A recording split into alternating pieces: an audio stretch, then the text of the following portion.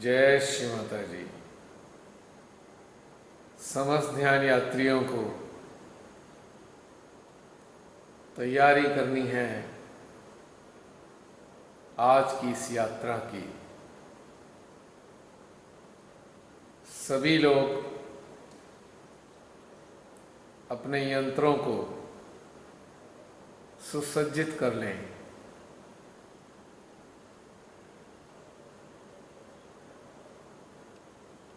और अपने चित्त, चेतना, मन व जागृति को अपने साथ जोड़ लें।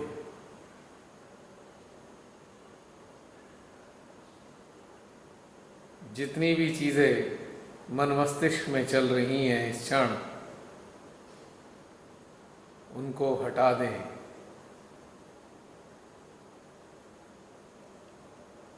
जब भी हम ध्यान का प्रारंभ करें तो सुनिश्चित करें कि जब भी आप अपना माइक खोलें तो उसके बाद किसी भी प्रकार की कोई आवाज़, शोर शराबा, किसी भी तरह की बातचीत यहाँ पर ना हो पाए, यह सुनिश्चित करें। क्योंकि अभी जब ओम का उच्चारण चल रहा था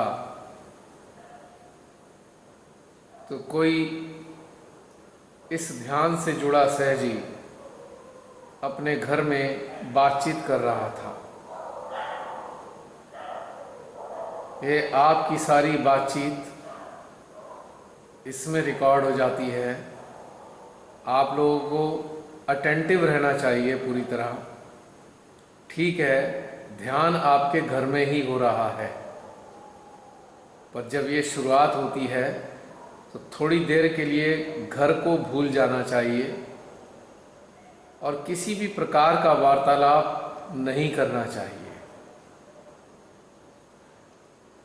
ये जो एक सुविधा है, यह सुविधा इसलिए नहीं है कि हम सिंसियरिटी ना रखें इसके प्रति।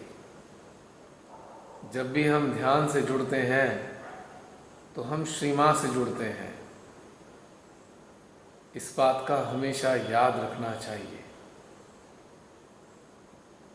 और दूसरी एक चीज़ और है, जब ओम का उच्चारण एक जगह हो रहा है तो आपको मन मन में ही ओम का उच्चारण करना है। वॉइस में उच्चारण करने की कोई आवश्यकता नहीं, क्योंकि यह उच्चारण आप सभी के लिए ही हो रहा है। तो अब शुभारंभ करते हैं ध्यान की यात्रा का। क्षमा चाहेंगे, ये बातें याद दिलानी पड़ी, क्योंकि इतने दिन होने के बावजूद भी हमारे कुछ सहजीव को शायद याद नहीं रहता कि जब इसके सामने आते हैं तो साइलेंस की आवश्यकता होती है। तो प्लीज़ मेहरबानी करके आगे इस चीज़ को ध्यान रखें और ये दोबारा कहने की आवश्यकता ही नहीं होनी चाहिए। अपने हृदय में चलते हैं, हृदयेश्वरी के श्री चरणों में साष्टांग प्रणाम करेंगे।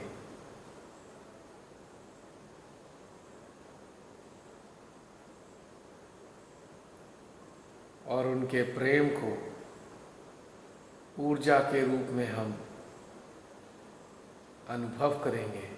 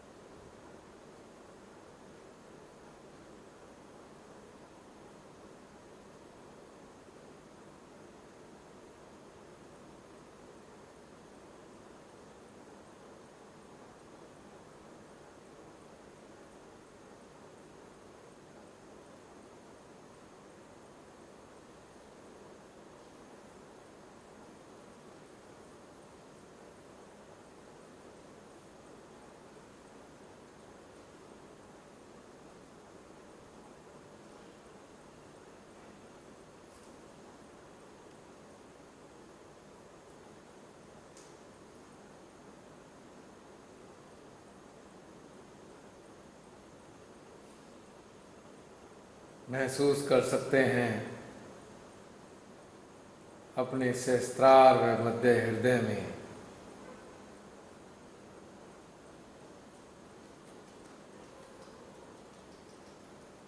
ऊर्जा की सघनता।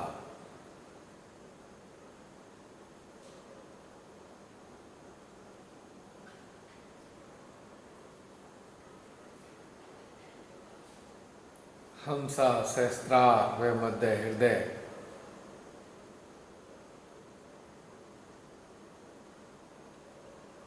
परमेश्वरी की ऊर्जा पर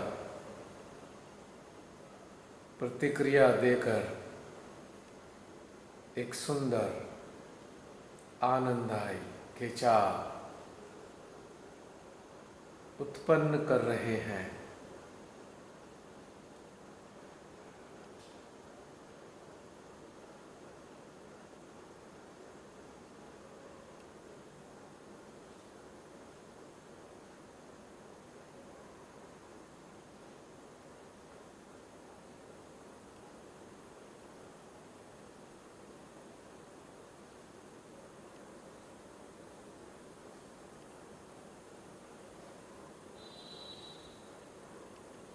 कुछ देर तक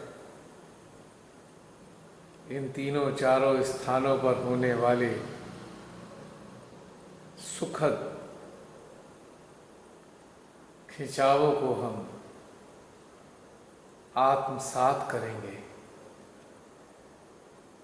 पूर्ण तन्मयता व एकाग्रता के साथ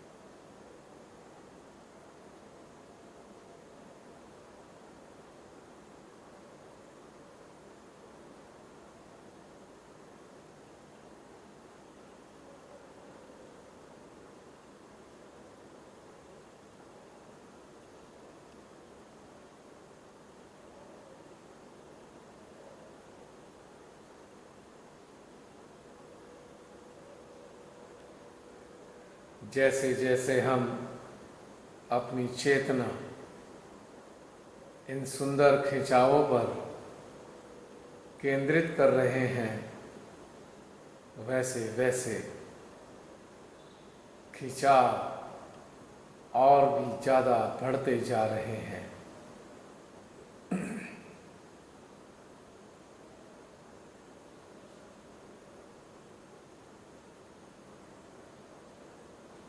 मानो यह खिंचाव नहीं, परमेश्वरी का इशारा है जो विभिन्न केंद्रों पर आकर हमारी चेतना को अपनी ओर आने के लिए इंगित कर रही हैं, ताकि हम निराकार रूप में उनकी उपस्थिति से पवित्र ऊर्जा को आत्मसात कर सकें।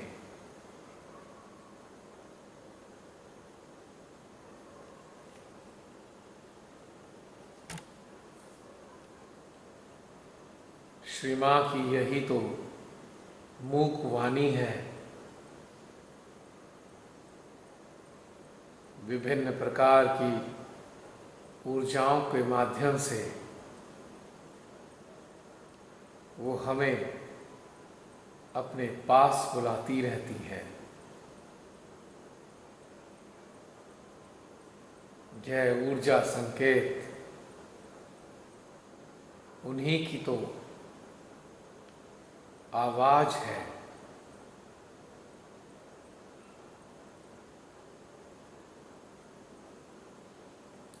और जब हम पूर्ण रूप से इन ऊर्जा संकेतों को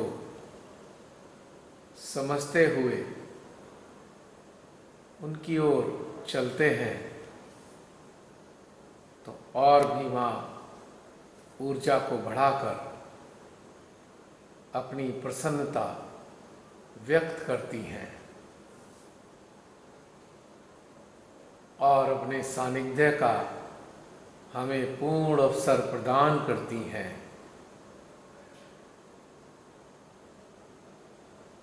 जब भी कहीं कभी किसी भी अवस्था में इस प्रकार के ऊर्जा संकेत हमको कहीं महसूस हों, तुरंत अपनी समस्त संवेदन इंद्रियों के साथ, चित्त चेतना के साथ उस विशेष स्थान पर हम उपस्थित हो जाएं, क्योंकि माँ हमको बहुत कुछ देना चाहती हैं। मात्र यह सोचकर इसे अन्यथा ना लें कि बस वाइब्रेशन आ रहे हैं, बल्कि हमको कुछ देने के लिए वे अपने नज़दीक हमें बुला रही हैं।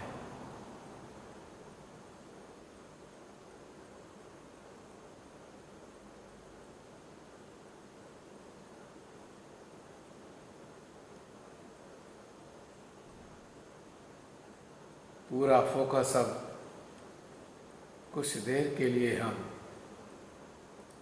अपने मध्य हृदय में करेंगे।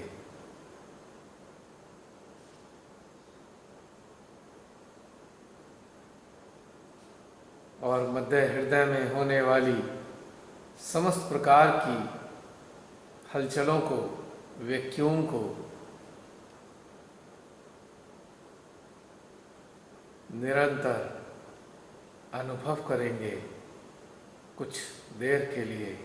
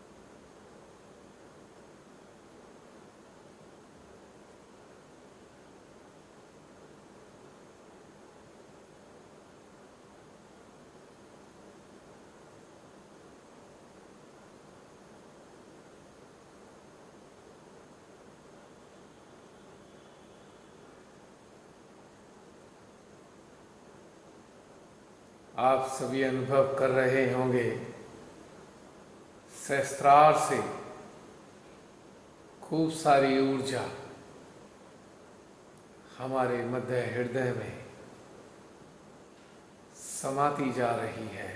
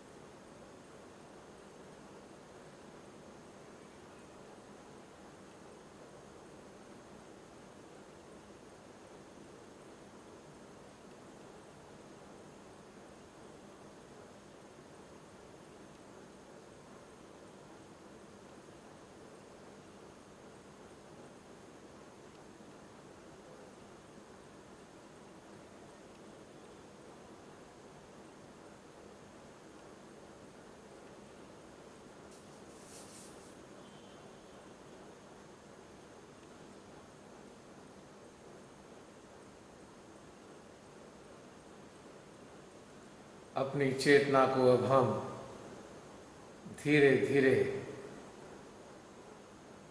अंतरिक्ष की ओर लेकर चलेंगे।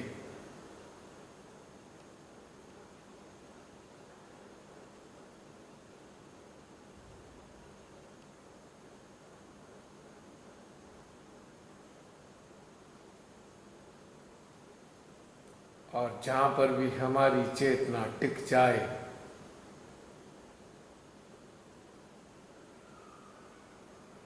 उस स्थान पर स्थित होकर श्री अग्नि देव का आवाहन करेंगे। उनसे निवेदन करेंगे, हे अग्निदेव, हमारी चेतना को अपने निराकार अस्तित्व व ऊर्जा से जोड़ लीजिए।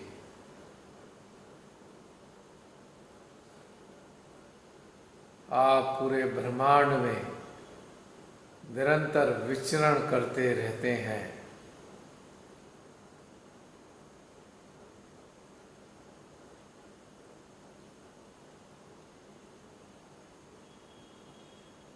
हमारी चेतना को अपने प्रेम से लबरेज कर दीजिए।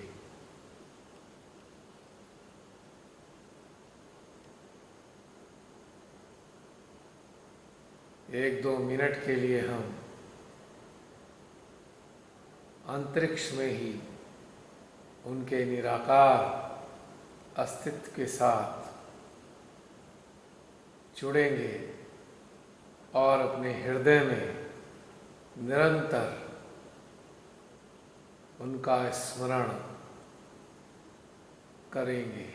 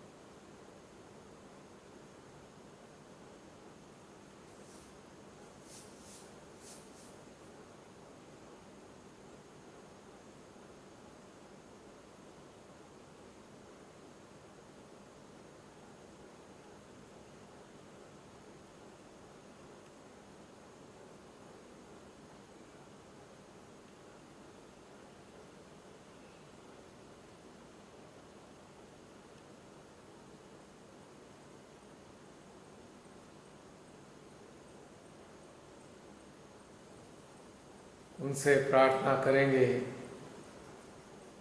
वे हमारे हृदय में पधारें।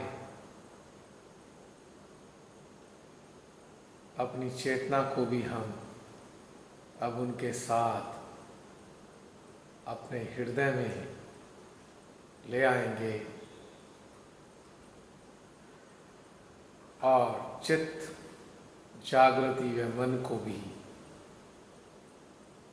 उनकी आवाभगत में हम अपने हृदय में ही पहुंचा देंगे और अपने हृदय में कुछ देर तक उनके सानिध्य का आनंद उठाएंगे।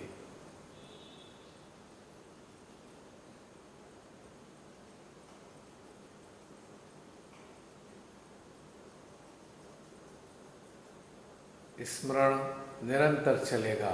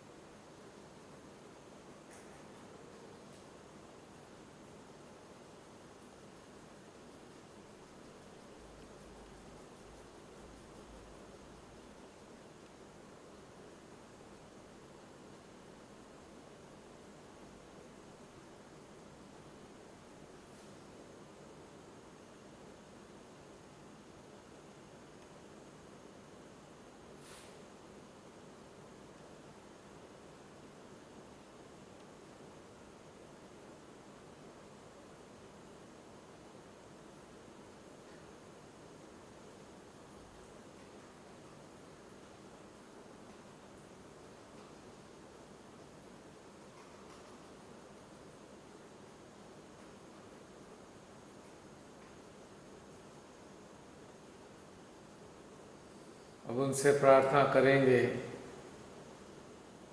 कि हमारे स्वादिष्ठान में स्थित अपने तत्व को वो पूर्णतया जागृत कर दें।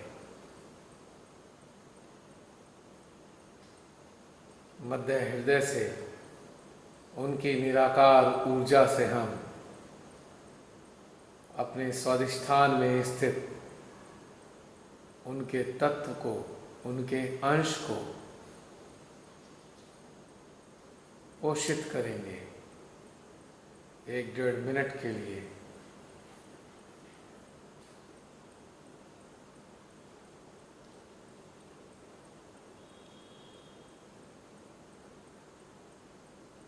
चित्त में श्री अग्निदेव को ही रखेंगे।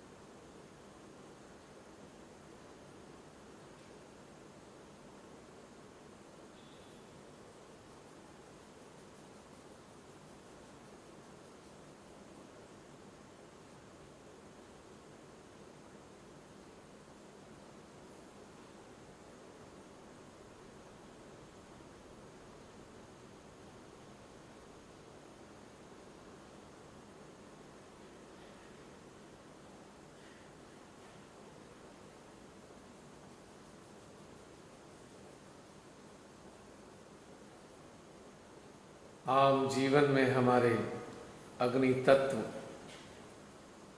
हमारे भोजन को पचाने की प्रक्रिया में संलग्न रहते हैं और मदद करते हैं कि ठीक प्रकार से हमारे द्वारा ग्रहण किया हुआ भोजन डाइजेस्ट हो जाए, हमारी जठराग्नि में इन्हीं की तो अग्नि प्रदीप्त होती है। यदि यह घटनाक्रम ना हो तो हमारे पेट में अनेकों प्रकार की व्याधियां अपना कब्जा जमा लें। इसीलिए कहा जाता है कि भोजन से 45 मिनट पहले और 1.5 घंटे बाद जल ग्रहण नहीं करना चाहिए, यानी शीतल जल, क्योंकि जैसे ही हम भोजन ग्रहण करना प्रारंभ कर देते हैं जठराग्नि में अग्नि प्रदीप्त हो जाती है और वह भोजन करने के उपरांत लगभग 1.5 घंटे तक जलती रहती है। यदि अज्ञानतावश हम शीतल पानी को, शीतल जल को ग्रहण कर लेते हैं तो यह अग्नि बुझ जाती है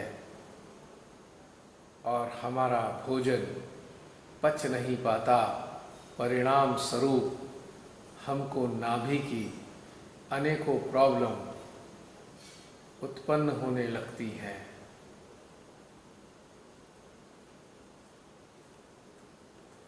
दूसरे,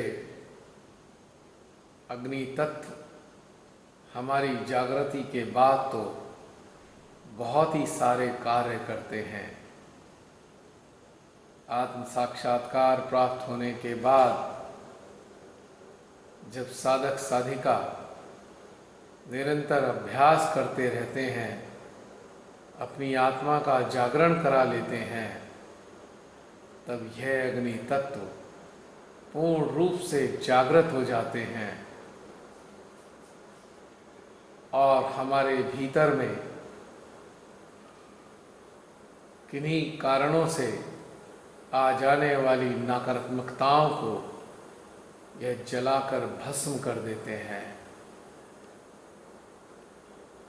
और इनके प्रकाश से ही तो हमारी आत्मा को प्रकाशित होने में मदद मिलती है।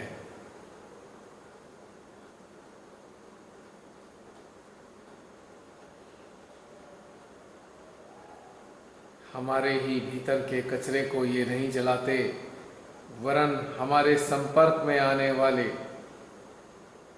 समस्त साधक साधिकाओं के भीतर में भी यदि कुछ कचरा, मानसिक कचरा विद्यमान है, तो उसको भी नष्ट करने में यह मददगार होते हैं। और तो और यदि हमारे भीतर अग्निदेव पूर्ण रूप से जागृत हो जाते हैं, तो हमारे संपर्क में किसी भी प्रकार की अशरीरी नकारात्मक चेतनाएं प्रवेश ही नहीं कर सकती और ना ही यह चेतनाएं हमारे संपर्क में ही आ पाती हैं। श्री अग्निदेव की ऊर्जा से हमारा पूरा स्थूल अस्तित्व प्लावित रहता है और हमारे भीतर से, हमारे अस्तित्व से अग्नि तत्व का विकिरण होता रहता है, जिसके कारण कोई भी नकारात्मकता या नकारात्मक अस्तित्व और यहाँ तक कि वायरस, बैक्टीरिया, पैरासाइट्स नज़दीक ही नहीं आ सकते, क्योंकि यह अग्नि उनको दूर से ही जलाकर भस्म करने का सामर्थ्य रखती है। साधना की गहनता में उतरे साधक साधिकाओं के लिए अग्नि तत्व तो एक हथियार का कार्य करते हैं। यानी कि यदि वो चित्त किसी भी स्थान पर, किसी व्यक्ति पर, किसी स्थिति पर डाल दें, तो यही अग्निदेव उनके चित्त चेतना की सहायता से भी सक्रिय हो जाते हैं और जहाँ पर भी चित्त डला है उस स्थान को अपनी शक्ति से स्वच्छ कर देते हैं। यानी कि उस स्थान की नकारात्मकता को भी जलाकर भस्म कर देते हैं। और सबसे ज़्यादा शक्ति तो इनकी हमारे तृतीय नेत्र पर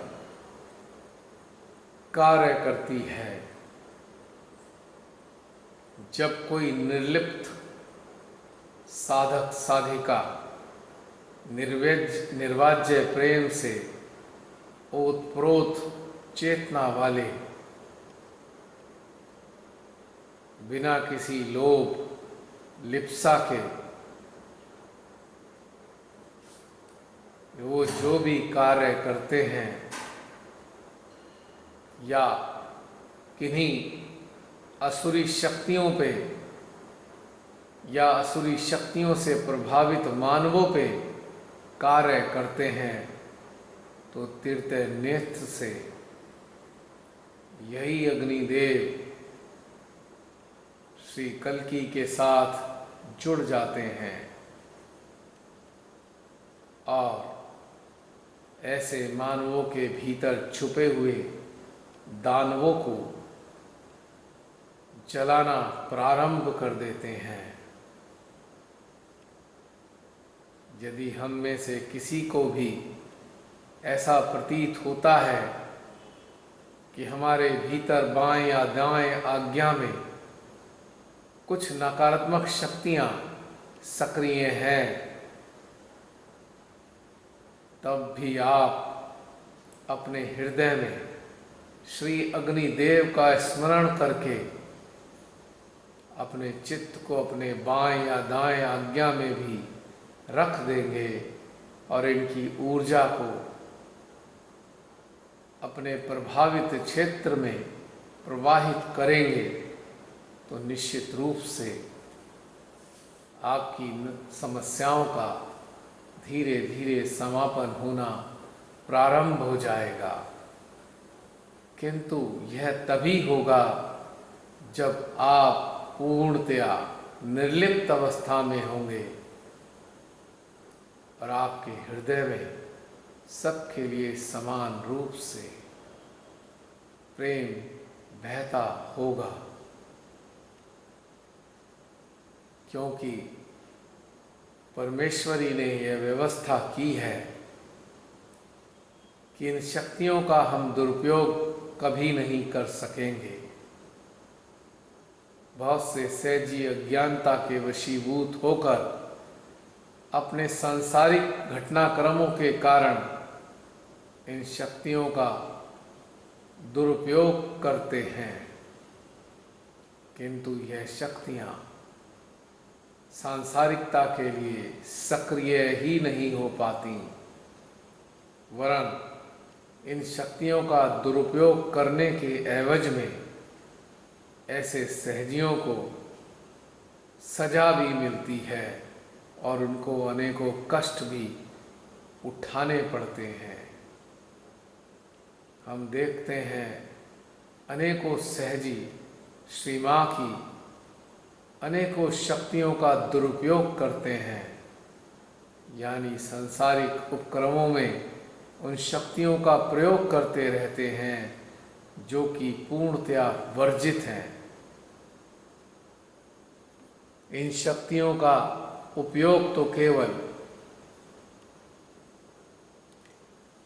ध्यान में तरक्की करने के लिए या ध्यान की बाधाओं को समाप्त करने के लिए ही किया जा सकता है, अन्यथा ये शक्तियां कभी भी कार्य नहीं करेंगी। भले ही मानसिक रूप से हम इन शक्तियों का उपयोग करके संतुष्ट हो जाएं, पर सांसारिक उपक्रमों के लिए, सांसारिक कार्यों के लिए यह शक्तियां कभी भी सक्रिय ही नहीं होती हैं। तो यह हमें अवश्य ध्यान रखना चाहिए और इस अग्नि तत्व का, श्री अग्निदेव की शक्तियों का एक और अत्यंत सुंदर उपयोग है। जब कभी कोई सहजी डिप्रेशन में या हीन भावना से ग्रसित होकर दुख में डूब जाए और पुरानी बातों को लेकर रात दिन अपने को प्रताड़ित होता अनुभव करता रहे, ऐसी अवस्था में श्री अग्निदेव का स्मरण करके अपने सहस्त्रार मध्य हृदय में ऊर्जा की अनुभूति करके अपनी ईड़ा नाड़ी में श्री अग्निदेव की ऊर्जा को 25-30 बार बाएं मूलाधार से लेकर बाएं आज्ञा तक निरंतर प्रवाहित करते रहें। ऐसा करने से कुछ ही देर में आपकी ईड़ा नाड़ी जो ठंडी होकर फ्रीज होने लग रही थी, या उसमें जो दिव्य ऊर्जा दौड़ती है, उसकी ऊर्जा में दौड़ने की गति हल्की हो गई थी, तो यह पुनः सामान्य हो जाएगी और आपको संतुलन का अनुभव होगा। बहुत से लोगों का ब्लड प्रेशर काफ़ी कम हो जाता है, विशेष तौर से इन गर्मियों में। तो यदि आपको ऐसा लगने लगे तो आप तुरंत श्री अग्निदेव का अपने हृदय में आवाहन करें, उनको स्मरण करें और उनकी ऊर्जा को हृदय से लेकर ईड़ा नाड़ी में प्रवाहित करें। तो यह आपकी समस्या का निवारण कर देंगे और शारीरिक स्तर पर भी अग्निदेव की शक्तियाँ अनेकों कार्य निरंतर करती रहती हैं, हमको पता ही नहीं चलता। अनेकों प्रकार की शारीरिक व्याधियों को तो यह स्वतः ही ठीक करते रहते हैं, किंतु हमको ध्यानस्थ अवस्था में श्री अग्निदेव के साथ भी नज़दीकी स्थापित करनी चाहिए।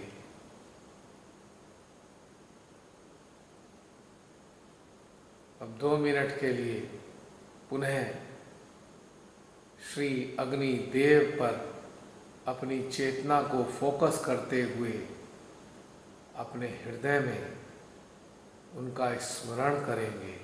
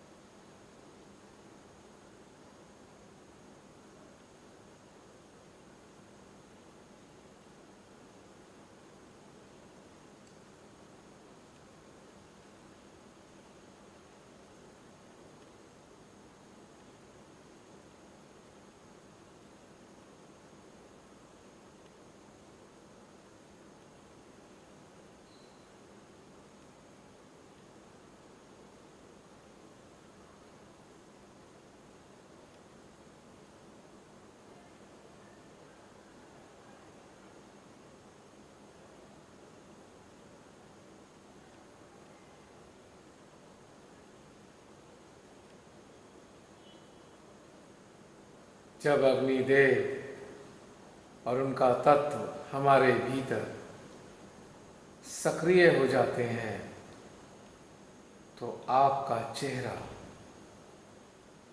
दैदीप्यमान होता प्रतीत होता है। आपके चेहरे पर एक रौनक होती है, रेडियंस होती है और आपकी स्किन भी चमचमाती रहती है, क्योंकि इनकी ऊर्जा आपके संपूर्ण बाह्य अस्तित्व को भी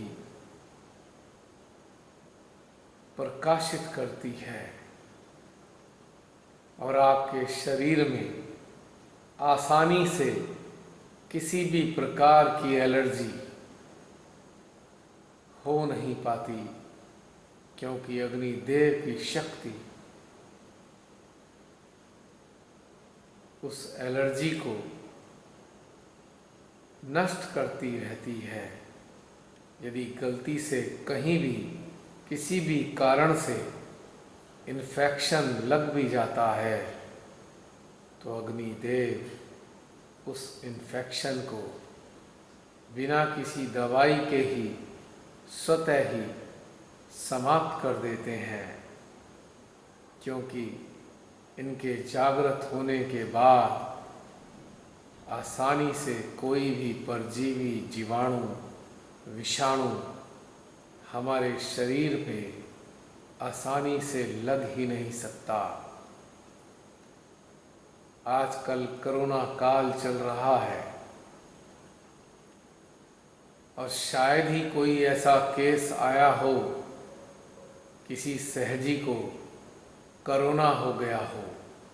अभी तक तो हमें सुनने को नहीं मिला है और लगता है श्री मां की कृपा से सुनने को मिलेगा भी नहीं, क्योंकि अग्निदेव किसी को हमारे शरीर के निकट भी आने ही नहीं देते हैं। जैसे कि लोहा गलाने की जो फर्नेस होती है उसका मुख ऊपर से खुला होता है, क्योंकि उसमें ऊपर से कच्चा लोहा गलाने के लिए डाला जाता है। उसका तापमान 1400 डिग्री से भी ऊपर होता है और ऐसी अवस्था में यदि मूसलाधार बारिश भी हो जाए तो आपको आश्चर्य होगा यह देखकर कि कई फीट ऊपर मूसलाधार बारिश का भी उस फर्नेस पे कोई असर नहीं हो पा रहा, क्योंकि फर्नेस से जो अत्यधिक हीट ऊपर की ओर रिलीज हो रही है वह अपने आप से ही उस बारिश के जल को कई फीट दूर पहले ही वाष्पीकृत करती जा रही है। ठीक इसी प्रकार से अग्नि तत्व से आच्छादित सहजी के शरीर से दूर तक अग्निदेव की शक्ति प्रवाहित होती रहती है, जिसके कारण उसके संपर्क में कोई भी जीवाणु, विषाणु, परजीवी आ ही नहीं पाता है, दूर से ही नष्ट हो जाता है। तो यह विशेषता है श्री अग्निदेव की। और एक और चीज अग्निदेव की कृपा से हमें प्राप्त होती है और वह है जब भी कभी पूर्ण निर्लिप्त, पूर्ण जागरूक, निर्वाज्य प्रेम से ओतप्रोत साधक साधिका के समक्ष कोई भी अमानवीयता आती है या परमात्मा, प्रकृति, मानवता विरोधी कार्य आता है तो उसके हृदय में क्रोध की अग्नि धधकना प्रारंभ हो जाती है और हृदय की ज्वालाएं ऊर्जा का रूप धारण कर लेती हैं और उसके चित्त व चेतना की सहायता से निरंतर प्रवाहित होती रहती है। जिस पर भी चित्त होता है वहाँ पर वह ज्वालाएं पहुंचती है और नकारात्मकताओं को भस्म कर देती है। यदि सामूहिक रूप से इस स्तर के सहजी कोई भी कार्य करें तो बड़ी से बड़ी समस्याएं भी श्री मां की कृपा से समाप्त होने लगती है। और जब यह अग्नि तत्व माता कुंडली के साथ जुड़कर सहस्त्रार पर आ जाते हैं तो यह अग्नि की तासीर शीतल हो जाती है और शीतल लपटें हर प्रकार की कुंडली की बाधाओं को नष्ट करने में सक्षम है। जब ये लपटें सहस्त्रार पर प्रकट होती हैं तो इन लपटों से युक्त कुंडली इतनी सशक्त होती है कि उसके संपर्क में अनेकों कुंडलियां स्वतः ही आ जाती हैं। और यदि कुंडलियों में कुछ बाधाएं हैं, कुछ समस्याएं हैं, तो यह शीतल लपटें उन कुंडलियों की समस्याओं को, नकारात्मकताओं को जलाकर खाक कर देती हैं। यानी कि यह लपटें शोधीकरण करती हैं। जो भी इनके संपर्क में आता है वह शुद्ध होना प्रारंभ हो जाता है। ऐसे जागरूक सहजियों के सहस्त्रार पर जब ये लपटें निरंतर रहने लगती हैं और ऐसी साधक साधिकाओं के ऊपर किसी भी सहजी का जब चित्त आता है या चेतना संपर्क में आती है तो आपको आश्चर्य होगा कि उनका चित्त व चेतना धीरे धीरे शुद्ध होना प्रारंभ हो जाते हैं। और उस सहजी को बड़ा आश्चर्य होता है कि कैसे चमत्कारिक रूप से उसके भाव बदलने लग रहे होते हैं। यह कूल फायर, यह कूल फ्लेम बहुत सारी समस्याओं का निराकरण करती है।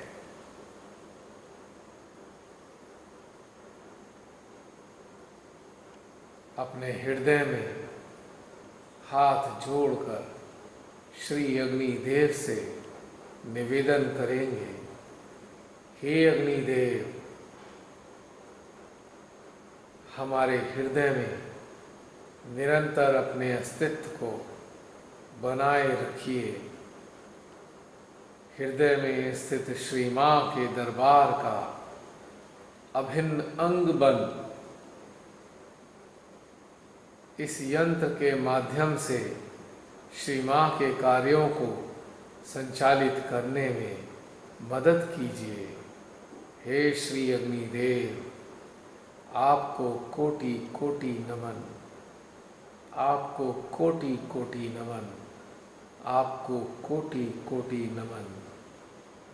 इसी के साथ आज की ध्यान यात्रा का समापन होता है। जय श्री माता जी।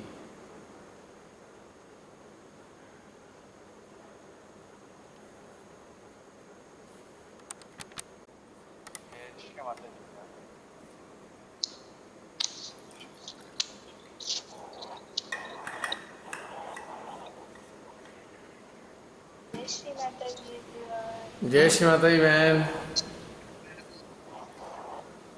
जय श्री माता जी भैया। जय श्री माता जी। जय श्री माता जी भैया। जय श्री माता जी। प्रकट हो जाइए, अपने अपने वीडियो वाले बटन को दबा दीजिए। जय श्री माता जी। जय श्री माता जी। जय श्री माता जी भैया। बहुत सुंदर ध्यान हुआ भैया, बहुत अच्छा, बहुत आनंद आया। कई दिन बाद आई शालिनी। माता जी भैया। जय श्री माता जी।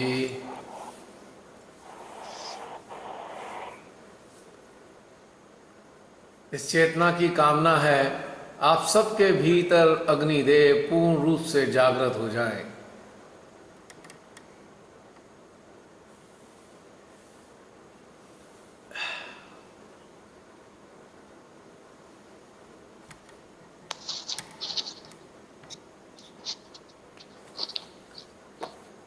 अभी टाइम है, अभी तो है टाइम, 20 मिनट हैं आपके पास।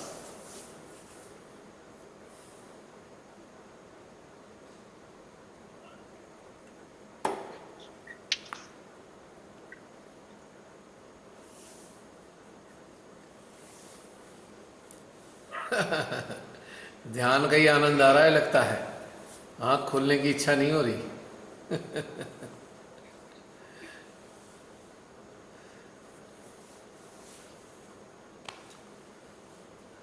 बात करना चाहते हैं या समाप्त करें?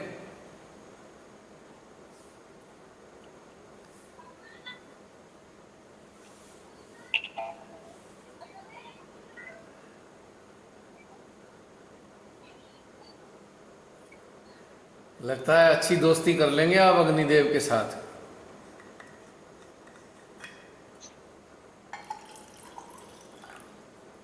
जय श्री माता जी भैया। जय श्री माता जी। भैया अर्चना। हाँ जी, जी बोलिए।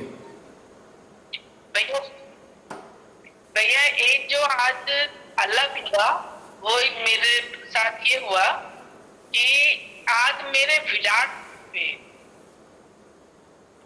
विराट चक्र पे हाँ जी। एक पेन आया लास्ट में, सबसे लास्ट में।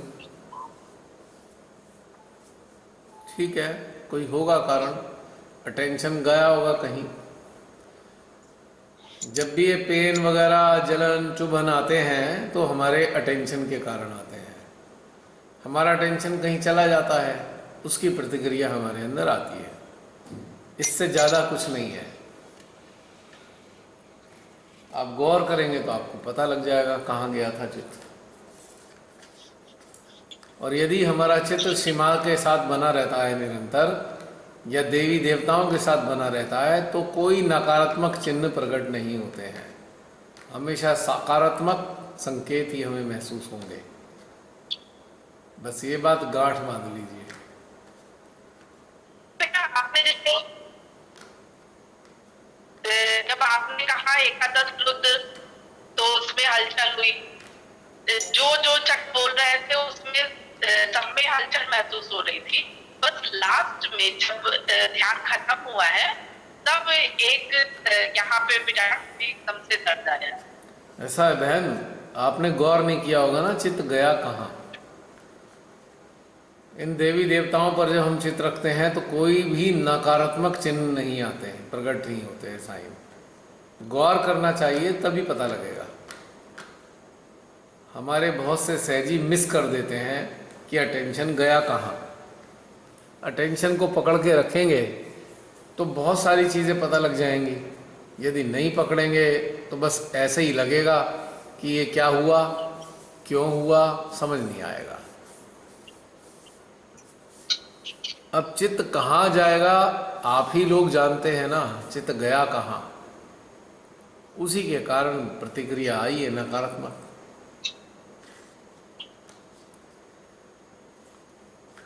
अब सरल भाषा में हम कहें तो ठीक है भाई, एक सीधी भाषा में कहेंगे भाई क्लियरिंग हो गई। पर क्लियरिंग हुई किसकी, ये प्रश्न की बात है ना, कि जहाँ चित्त गया उसकी क्लियरिंग हुई या हमारी चित्त क्लियरिंग हुई।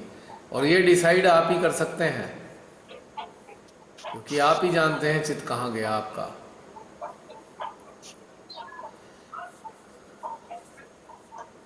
जय श्री माता जी भैया। जय श्री माता जी। भैया तब आपने कहा कि अपनी चेतना को हम अंतरिक्ष में ले जाए, हाँ जी। अग्निदेव का स्मरण करें जी। तो भैया मेरे लेफ्ट और राइट विशुद्धि में इतना तेज दर्द हुआ, बहुत तेज दर्द। और अब लास्ट तक ही कभी लेफ्ट कभी राइट होता ही रहा। अब अंतरिक्ष अंतरिक्ष हाँ, के पर मेरी हाँ हाँ, जी। पर मेरी अटेंशन भैया जब दर्द हो रहा था मेरे पूरे समय में, हमारे एक रिलेटिव है, उनको कोरोना हो गया, उनकी बेटी को भी पॉजिटिव है। तो अच्छा। पूरे टाइम वही थे चित में। हाँ, हाँ, तो देखिए, ये था। निश्चित रूप से और कोरोना का असर गले में ही होता है। सबसे पहले 3-4 दिन कोरोना का इफेक्ट कंठ में होता है, तो आपको सही रिफ्लेक्सेस आए हैं, इसमें कोई शक नहीं। कोरोना बड़ा तो तेज भैया, बिल्कुल कोरोना तो एकदम आज की तारीख बहुत तेज में, है। आपको ताज्जुब होगा, आज की तारीख में कोरोना कम से कम 5-7 करोड़ लोगों को ऑलरेडी है। और हमारे हमारा जो यंत्र है, हमारा जो शरीर की इम्यूनिटी है, उससे फाइट कर रही है, निरंतर फाइट कर रही है। कई करोड़ लोगों को है, क्योंकि टेस्ट कराने से ही पता लगता है ना। लेकिन उससे मृत्यु नहीं होगी, हमारे शरीर की शक्ति उसको नष्ट कर देगी। 99% तो शरीर की शक्ति नष्ट कर देती है, कोरोना को प्रभावहीन कर देती है। लेकिन लोग जो मर रहे हैं, मुझे कहना नहीं चाहिए, पर सब आप लोग जानते हैं, जो सरकारी सिस्टम है उसके कारण लोग मर रहे हैं। बस यही कहना चाहता हूँ, क्योंकि सरकार ने प्राइवेट डॉक्टर्स को ट्रीट करने से मना क्यों कर रखा है। कोई भी गली मोहल्ले का भी डॉक्टर इसे ट्रीट कर सकता है निश्चित रूप से, क्योंकि इसको ट्रीट करने के लिए कुछ नहीं चाहिए। इसको ट्रीट करने के लिए इम्यूनिटी बढ़ाने वाली चीज़ें चाहिए। और वो क्या चीज़ है? सिट्रस रस, सिट्रस फ्रूट्स का जूस, विटामिन सी, अच्छी मात्रा में विटामिन सी दिया जाए तो इम्यूनिटी बढ़ जाती है। पर नहीं, आजकल तो हाल ये दिखाई दे रहा है, सरकार चाहती ही नहीं है कि कोरोना पेशेंट ठीक हो। ऐसा लगता है मुझको, क्योंकि सारे ठीक होने के रास्ते तो बंद कर दिए। क्वारंटाइन के नाम पर ऐसी जगह पटक देते हैं जहाँ पे ना तो धूप आती है, ना हवा मिलती है, और ना ही भोजन सही मिलता है। कई जगह दिखा रहे थे लोग सड़ी हुई पूरियां दे रहे हैं। पूरियां, नॉर्मल आदमी भी रोज रूटीन में पूरियां खा ले तो बीमार पड़ जाए। तो ये अब क्या कहें, एक बहुत बड़ा गेम चल रहा है। बस श्री माता जी से यही प्रार्थना है कि श्री माता जी इस सारी गंदगी को साफ करें, श्री कल की ऐसे महादुष्टों को नष्ट कर दें, और श्री महाकाली ऐसे षड्यंत्रकारियों का सर्वनाश कर दें। हमारे हृदय से केवल यही आता है। पूरे विश्व में बुरा हाल है। श्री महाकाली या श्री कल्कि यदि सक्रिय हो गए तो बहुत बड़े पैमाने पर वो ऐसे महादुष्टों का संहार कर देंगे, बहुत बड़े पैमाने पे, क्योंकि दुष्ट लोग पूरे विश्व में भरे हुए हैं इस प्रकार के षड्यंत्रों को अंजाम देने के लिए। देखते हैं क्या होता है, परमेश्वरी जाने। तो बहन, गले में जो ये प्रॉब्लम आई उसके रिफ्लेक्सेस आपको आए हैं, और यदि आप सब भी शंकित हैं या कोई ऐसे आप संपर्क में ऐसे लोगों के हैं जो शंकित हैं और जो ध्यान से भी जुड़े हैं, तो उनको क्या करना चाहिए कि ध्यानस्थ अवस्था में अपने चित्त को अपने कंठ में बनाए रखें, विशुद्धि में, ताकि सहस्त्रार हृदय की ऊर्जा विशुद्धि को स्वच्छ रखे और कोई भी प्रकार का इन्फेक्शन या वायरस आपको हिट ना कर सके। वैसे जो लोग सहस्त्रार हार्ट में बने रहते हैं उन पे आसानी से इस प्रकार के वायरस का असर नहीं हो सकता, जब तक कि उनकी जो इम्यूनिटी है अत्यधिक कमजोर ना हो। तो ये है बात सारी। और बताइए।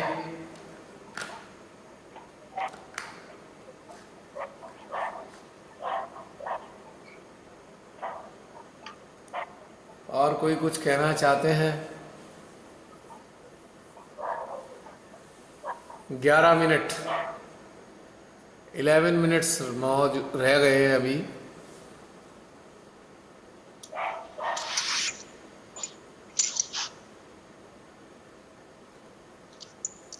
बहन, आप संतुष्ट हैं इस बात से?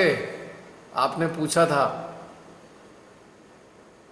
हाँ भैया, पूरी तरह से संतुष्ट हूँ, क्योंकि अभी जैसे 2 दिन से पता चला तो हर वक्त वही रहता है। अब जैसे ही आपने बोला वो इतना तेज दर्द रहा भैया कि एकदम से जैसे ऊपर की तरफ दर्द खिंच रहा है ऐसे। हाँ, दोनों लेफ्ट राइट दर्द खिंच रहा है ऊपर की तरफ बड़ी तेज। वो क्लियरिंग हो रही है तो ना, वो मेरे समझ में, वो क्लियरिंग प्रोसेस शुरू हो गया ना चित्त की सहायता से। हाँ वो समझ में ये आ रहा था कि चित्त पूरी तरह से जैसे उन्हीं पे है।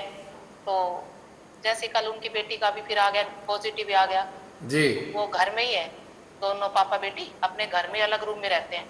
जी, ठीक हो जाएंगे वो, वो टेंशन की दरअसल, बात नहीं। हाँ हमारे जो रिलेटिव है वो हेल्थ डिपार्टमेंट में है।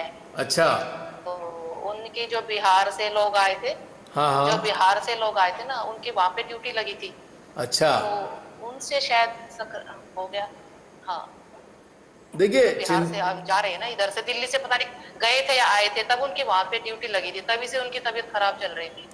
देखिए मैं आपको बताऊं, संक्रमण की चिंता नहीं करनी चाहिए। वो तो संक्रमण हो सकता है, कोई बात नहीं, पर एक समस्या नहीं है। आदमी आसानी से नहीं मरेगा, इसमें मरेगा नहीं आसानी से। मरते हैं गलत बद इंतजामी से, गलत दवाइयाँ खाने से। अब वो टीबी की दवाई खिला रहे हैं, सुना है टीबी की दवाई खिला रहे हैं कोरोना के लिए, एचआईवी खिला रहे हैं और मलेरिया खिला रहे हैं। अच्छा इससे नुकसान होता है, बहुत भारी नुकसान होता है इससे। अच्छा भैया, उनको जैसे परसों उन्होंने मौसमी का जूस ले लिया तो उनकी आवाज बिल्कुल बंद हो गई, आवाज ही नहीं आई उनको। कोई बात नहीं। तो और कल जैसे अब वो 2-3 दिन से अंडे ले रहे हैं, अंडे खा रहे हैं वो बेटी, तो कल से तो उनको इतने दस्त लगे हुए हैं बहुत अंडे ज्यादा। नहीं खाने चाहिए, बहुत गलत कर रहे हैं। हेल्थ विभाग में होकर भी उन्हें मालूम नहीं। जब कोई ऐसा इन्फेक्शन अच्छा लगता है तो हमारा जो पाचन क्रिया है बहुत ही सेंसिटिव हो जाती है। उनको कहिए 3-4 दिन तक केवल जूस लें, हर 2 घंटे बाद अगर नारियल पानी मिल जाए, नारियल पानी 400 ml नारियल पानी, उसके फिर 2 घंटे बाद, 1 घंटे बाद 400 ml जूस, फिर नारियल पानी, फिर जूस। ऐसा कम से कम 7-8 बार कर लें, 3 दिन तक बिना इसके। और सलाद खाएं। 1 मिनट बोलने खाना दीजिए। पीना भैया, हाँ जी, और खाना पीना भैया, खाना नहीं, खाना नहीं बहन मैं जरा बता दूं, शशि बहन बता दूं उन्हें मैं, 2 मिनट। आप उनको ये बताइए खाली कि पहला दिन, मतलब 3 दिन का हिसाब बना के रखें। पहले दिन केवल जूस और नारियल पानी, एक बार में कम से कम 400 ml हो जूस और 400 ml हो नारियल पानी, जो हरा वाला नारियल होता है, कम से कम। अच्छा जूस भैया मौसमी का या हाँ जी, जूस किस चीज का जूस भैया? जूस मौसमी का ले सकते हैं, संतरे का ले सकते हैं, सिट्रस, मौसमी और संतरे का जूस ले सकते हैं। 1-1 घंटे बाद नारियल पानी और जूस 400-400 ml। पहले दिन पूरा का पूरा जूस और कुछ नहीं। दूसरे दिन आते हैं, समझ लीजिए 20% उसकी क्वांटिटी कम कर दीजिए और हर घंटे 12-1 बजे तक जूस ही ले। उसके बाद सलाद खाएं, 300-400 ग्राम टमाटर, खीरा, ये वाला सलाद खाएं 300-400 ग्राम कम से कम। और तीसरे दिन जूस का 10-15% जूस कम कर दे पहले दिन की अपेक्षा, और उसके बाद सलाद खाएं। तब तक ये आपका जो कोरोना है वापस चला जाएगा, समाप्त हो जाएगा। कभी भी किसी भी प्रकार के बुखार में सॉलिड खाना तो खाना ही नहीं है पहले दिन। और श्रीमाता ने चाहा तो ठीक हो जाएंगे, उन्हें बताइए कि सॉलिड, अंडा तो बहुत घातक है। अंडा, नॉनवेज, डेयरी, दूध वाला, दूध का प्रोडक्ट, अंडा इम्यूनिटी को कमज़ोर करता है। और जब वायरस लगता है तो बिल्कुल भी छूना भी नहीं चाहिए अंडा, गलत काम कर रहे हैं। ठीक है भैया। पाचन क्रिया तो एकदम खराब हो जाती है, उसमें कहाँ पचेगा अंडे जैसा हैवी आइटम। फुल प्रोटीन है। आपको जब भी कभी ऐसा बुखार लगे तो इतना हैवी प्रोटीन कभी नहीं लेना चाहिए, बल्कि एक आध दिन तो प्रोटीन लेना ही नहीं है। क्षारीय खाना खाना चाहिए, एल्कलाइन फूड, और वो कच्ची सब्जियों से बढ़िया कुछ नहीं होता। और ठीक हो जाएंगे, कोई समस्या नहीं है। कितने दिन से लगा है उनको? उनको तो भैया शायद आज 5th डे है शायद, रिपोर्ट आई हुई। अरे तो बाप वो अपने रे। ऊपर ही है। चलिए कल से शुरू कर दें, कोई दिक्कत नहीं, कोई चिंता की बात नहीं है, कल से शुरू करवा दीजिए, ठीक हो जाएंगे अच्छा। निश्चित रूप से। ठीक है भैया, धन्यवाद बताने के लिए भैया। नहीं, बहुत सारे सामने एविडेंस हैं जो ठीक हो गए हैं, इसलिए कह रहा हूँ मैं। ना ना, ठीक है भैया, धन्यवाद भैया। नहीं, ऐसी इससे बात औरों को भी नहीं है। पता चले भैया, क्योंकि आजकल तो ये वही बात है, लॉकडाउन भी खुल गया भैया, जोरों पे चल रहा है। हाँ बिल्कुल बिल्कुल। हाँ, क्योंकि एक बार तो उनके पूरे परिवार की तबीयत खराब हो चुकी थी। अब पूरा टेस्ट आया तो पूरे परिवार की तो ठीक आई, लेकिन बेटी की अब पॉजिटिव आ गई है। कोई चिंता मत कीजिए, उसको पिलवाइए जूस। पहले दिन फिर याद दिला रहा हूँ, first day only juice, second day आधे दिन तक जूस और आधे दिन तक कच्चा सलाद, टमाटर और खीरा, ठीक है। तीसरे दिन आधे दिन जूस, उसके बाद सलाद, और रात में तो शायद हल्की रोटी खा सकते हैं, हल्का खाना। अच्छा भैया, दूध भैंस का दूध है अगर? दूध नहीं, नो दूध, ठीक। नो दूध, नो अंडा, no dairy milk, no factory product, बाजार के बिस्किट, रस्क, ब्रेड, बिल्कुल जीरो, नो। ठीक। और कोई मिल्क नहीं, मिल्क प्रोडक्ट तो बहुत ज़्यादा हानिकारक है इन्फेक्शन की कंडीशन में। अब यही ज्ञान नहीं है लोगों को, बस समस्या ये होती है। हाँ बस भैया यही है, बस ये गलतफहमी में सब कुछ हो रहा है, पूरी नॉलेज नहीं है, बात ना तो सारी ये है। ना, अब देखो ना, वो तो हेल्थ डिपार्टमेंट में है, जिस दिन से कोरोना में तब से उनकी ड्यूटी लग रही है, तब भी नॉलेज नहीं है, आप ये देखो ना। हाँ वही तो उन्हें समझ नहीं है, हेल्थ डिपार्टमेंट में होने के बावजूद भी। उनका तो रोज का काम है, तब भी तो नॉलेज नहीं है। जी, आप निश्चिंत रहिए, ठीक हो जाएंगे 3-4 दिन में, और 10-5 दिन बाद दोबारा रिपोर्ट कराएंगे, जीरो मिलेगी, नेगेटिव आएगी रिपोर्ट पक्की तौर से। बस अपनी मर्जी से कुछ ऐसी चीज़ ना खाएं जो अभी तक खा लिया, अंडा वंडा, ये तो बहुत गलत हो गया भाई। आप बताइए कि कोरोना तो छोड़ो, हम सबको बुखार होता रहता है समय समय पे, कभी पहले भी होता था। हैवी खाना कौन खाता था? अंडा तो बहुत हैवी होता है, इतना हैवी प्रोटीन होता है उसमें, और हैवी प्रोटीन हमारा शरीर डाइजेस्ट नहीं कर सकता कभी भी। कहते हैं ना, सुपाच्य भोजन देना चाहिए। चलिए, अब जो कर लिया सो कर लिया उन्होंने, आगे ना करें। 2-3 मिनट रह गए हैं। धन्यवाद भैया, बताने के लिए। हाँ जी, जी बहन बताइए। भैया आपने डॉक्टर साहब का एक वीडियो शेयर किया था। हाँ जी। उसमें किसी दूसरे डॉक्टर साहब से उन्होंने बात करी थी, हाँ तो उन्होंने बताया था कि हल्दी भी बहुत ज्यादा उपयोग। हाँ, हल्दी भी ले सकते हैं। हल्दी, कच्ची वाली हल्दी, याद आ गया मुझे। 3 बार, दूध में डाल के ले रहे हैं? नहीं 3 बार हल्दी खानी है। दूध को तो फेंक दें, दूध को तो दूर फेंक दें, दूध इस वक्त नहीं लेना। हाँ ना। कच्ची हल्दी अगर मिल जाए तो बहुत अच्छी बात है, वरना हल्दी पाउडर पानी में घोल के पी लें, गर्म पानी में। अच्छा, पानी में घोल के पिए भैया? हाँ, कच्ची हल्दी मिल जाए तो बहुत अच्छी है, जो सब्जी वाली होती है। हाँ, तो बस वो गलती वही कर रहे हैं, हम यहाँ हल्दी ले रहे हैं लेकिन दूध में डाल के ले रहे हैं। अरे तेरे की, दूध से तो ठीक नहीं होंगे। दूध वाली हल्दी हेल्दी लोगों के लिए है, नॉर्मल लोगों के लिए, इन्फेक्टेड लोगों के लिए नहीं। दूध वाली हल्दी सही। और एक चीज और है, जानकारी दी भैया। एक चीज और मैं बता रहा हूँ, मुझे अभी बिल्कुल याद आ गई है, बहुत जरूरी चीज याद आ गई, नोट कीजिएगा। सूखी 2 अंजीर सूखी, 6 मनक्का और 2 ग्राम खूब कला, इन तीनों की चटनी बना लें पत्थर की सिल पे, सुबह शाम खाएं, भाग जाएगा कोरोना, बुखार भी उतर जाएगा।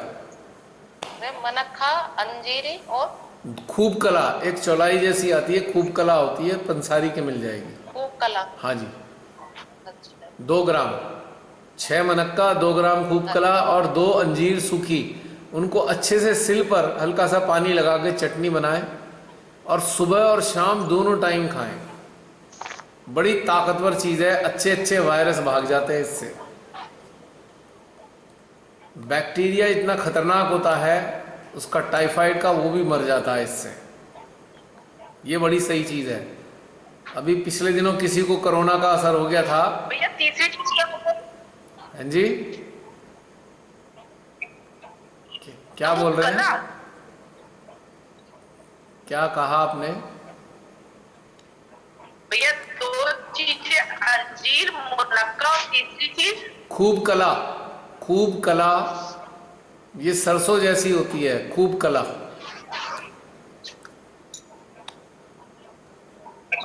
नोट कर लीजिए, खूब कला। ये ग्रोसर शॉप पे मिल जाएगी और चटनी बना के खिलाएं दोनों टाइम। अभी पिछले कुछ दिनों पहले किसी को कोरोना का असर हो गया था, मैंने उन्हें बताया, 3 दिन में ठीक हो गए वो। लेकिन जूस लेना ना छोड़ें, ये अलग चीज़ है, इसके साथ जूस वगैरह जो भी बताया है वो जरूर लेते रहें। ये बहुत शक्तिशाली है, बहुत तेजी से इम्यूनिटी बढ़ा देती है ये। भैया इसके साथ साथ, हाँ जी, भैया इसके साथ साथ अमृत धारा बहुत उपयोगी है। अमृत धारा, देखिए ऐसा है, इस वक्त अमृत धारा काम नहीं करेगी।